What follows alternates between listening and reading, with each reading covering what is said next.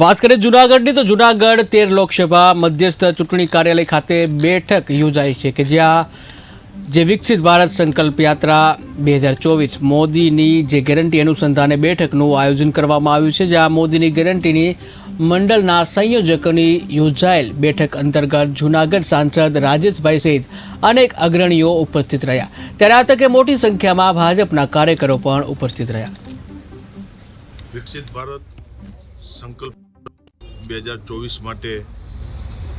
આવનારી લોકસભાની 2024ની ચૂંટણી અને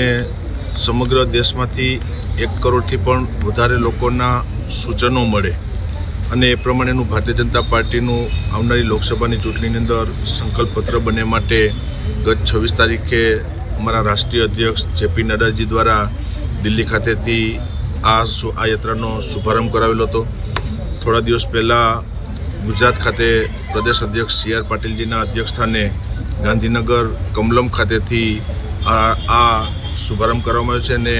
આજે તમામ જિલ્લા મથકો ઉપર આજે પ્રેસ વાર્તા કરી અને